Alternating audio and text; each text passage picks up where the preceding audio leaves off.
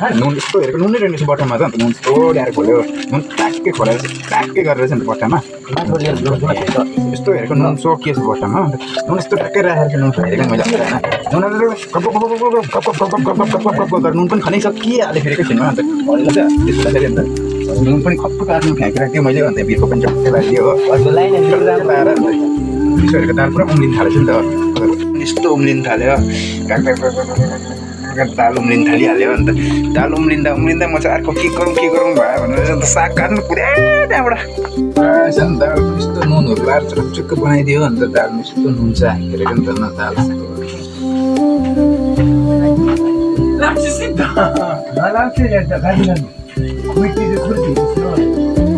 अब दाल पनि अन्त टेस्ट कस्तो भएछ थाहै पाएन हो अन्त त्यतिकै छोडिदियो अन्त के गरेर फेरि म चाखेर कुट्ने पनि थिएन एउटा कप थियो कप र जिरा पाउडर लिएर त्यहाँबाट यता हेरेको कुच्याउने आएर बोकेर कुद्या त्यहाँबाट बाहिर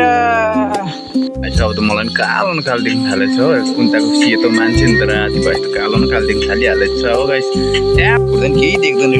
डाङ कुटे नि माथिबाट न केही देख्छ हिर्काए कता हिर्काउँछ हिर्काएको नि जिरा कहाँ पुगेछ यसो कपमा हेरेको जिरा त एउटै छैन रहेछ सबै उछिटेर कहाँ गएछ अन्त त्यतिको मैले क्यामेरा पनि बन्द गरिदिएँ कुटिसकेर भित्र लिएर गएँ मैले त्यहाँबाट दालमा त अब जिरा लगाउनै पर्ने अन्त सबै लगाइदिन्छु भनेर भित्र पुगेँ जिरा कुटेको जिरामा हल्का पानी लगाइदिएँ मैले त्यहाँबाट जग पनि ठ्याक्कै यहाँ राखिदिएँ पानी लगाएर यसो गर हल्लाइ हेरेँ त हल्लाएर दाल हेरेको पुरा उम्लिरहेको रहेछ दाल त त्यस्तो हल्लाएर बाँसको फेरि नयाँ टाँसिएछ भने हेरेको छैन रहेछ यहाँ चाहिँ हो ठ्याक्कै यो चाहिँ यहीँ राखिदिएँ अनक फर्केर चाहिँ कप टिपेर यस्तो हल्लाएर चाहिँ कप्पै लगाइदिएको त आम्बो कपमा हेरेको केही पनि छैन रहेछ खतरा उम्लिरहेको रहेछ मेरो पालो भएकै छोपिदिएँ एकछिन र म के किचनमा बसिरहनु लाग्थेँ मेरो पालो नि बाहिर अन्त फर्केर आएर यस्तो उगाएर दाल हेरेको त आम्बो खतरा उम्लिरहेको रहेछ यस्तो गरेर फेरि छोपिदिएँ अन्त यस्तो हेरेको यहाँ धुवा आइरहेको रहेछ पुरा मस्किटो आयो भनेर धुवा पारेको थियो यसलाई चाहिँ टिपेर चाहिँ बाहिर लग्यो पुगेर चाहिँ अन्त दाल ट्याक्क अफ गरिदियो दाल पनि पुरा उम्लिएको छ अन्त दाल फुत्तै निकालेर बिर्को खोलेर बिर्को चाहिँ यता राखेर हो दाल चाहिँ यहाँ खनाउनुपर्ने यहाँ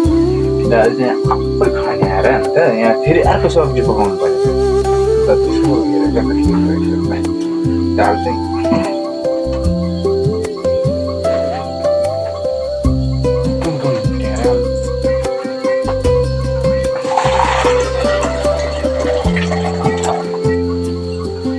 दाल सबै खन्याएर चाहिँ अन्त बिर्को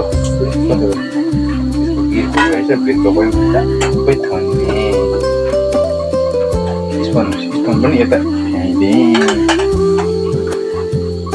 त्यो हेरेको कुकर त मैला भएछ मैला भन्दा नि दाल पकाएको भएर सबै टाँसिएछ अन्त डर छ भनेर यसलाई धुनु पऱ्यो भनेर लिएर कुदाएँ फेरि कुकर ल्याएर पनि धोएर चाहिँ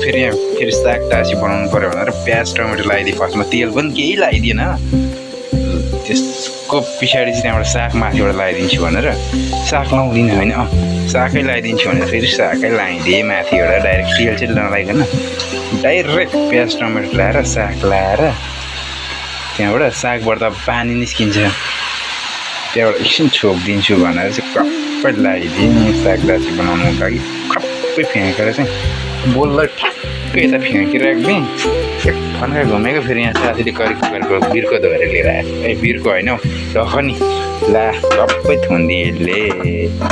तँलाई पक भनेर यतिकै छोडिदिएँ त्यहाँबाट म गएँ बाहिर उहाँले मानेन फेरि फर्केर आएर चाहिँ बिर्को खोलेर यसो हेरेको यस्तो भएको साग त त्यस पछाडि चाहिँ बिर्को यस्तो त खोलेर हेरेको साग के भएछ यहाँबाट त्यस्तो पुरा फर्केर नुन थपक्क टिपेर नुनको बिर्को यस्तो खोलेर चाहिँ नुन झ्याप लगाइदियो नुन पनि गफ गरेर लगाइदिइहाल्यो अलिकति गफ गरेर फेरि अलिकति लगाइदिएँ थपक्क राखेँ नुनको बट्टा पनि यसो हेरेको चल्छ भने चलाइदिएँ पो चलाइदिइहाल्यो अन्त सबै राखेर छोपी पठायो फेरि त्यहाँबाट मैले खुर्सानी काटेको थिएँ खुर्सानी टक्क पर काटिराखेको थिएँ खुर्सानी पनि ल्याएर माथिबाट ठ्याक्कै लगाइदिएँ एकदम देख्नु थालिहाल्यो अनि ठ्याक्कै छेउतिर आइपुग्यो फेरि बेसी भएछ प्लेट कफेर यस्तो किरादियो दामी यहाँ बिस्तारै कस्तो खोलेर हेरेको पानी त थोरै निस्किएन रहेछ पानी भएछ सागबाट त पानी आइरहेको छु त्यहाँबाट हल्का चलाइदिएँ अन्त यसो हल्का चलाएर चाहिँ 10 लगाइदिनु पऱ्यो भनेर सोचे आयो त्यो साग त कहाँ चाहिँ हुन्छ अन्त साग त फेरि कहाँ चाहिँ खानुपर्छ भन्ने याद आयो यस्तो चलाएर चाहिँ अन्त चलाएँ भक्कु चलाएँ जे पर्ला त्यही टर्ला भने यतिकै छोडेर चाहिँ फेरि छोपिदिएँ एकपल्ट पारेर छोपिसकेर चाहिँ अब चाहिँ दासी लाउनु पऱ्यो दासी लोकल ल्याएको थियो लोकल एउटा त्यहाँबाट किन्नु त अन्त लाउनु पऱ्यो भने अब चाहिँ यस्तो फेरि खोलेर हेरेँ दासी पनि ब्लाङ खाएर त्यस्तो एकदम ठुलो रहेछ दासी पनि हो दुइटै मिसाएर लगाइदिएँ हो दासी र चिज मिसाएपछि एकछिन छोपिदिएँ हो छोपेर चाहिँ मजाले एकखेप छोपेर चाहिँ हात यस्तो चप्टिआएर चाहिँ हेरेको दासी सबै खानु भएन नि त्यो राख्नु पऱ्यो नि त भोलिको लागि नि कहाँ किन्नु सक्छ गर्ने गरे भने जस्तो भनेर सबै कहाँ राखौँ भयो अन्त मेरो पालो राख्छु नपरेर क्यामेरा नै अफ गरिदिएँ त्यहाँ अघि क्यामेरा नै अफ गरेर फेरि एउटा बट्टा भेटेँ बट्टा खप्पै खोलेर चाहिँ अस्ति सुँगैको दासी नै रहेछ दासी लगाएको बट्टै भेट्यो नि त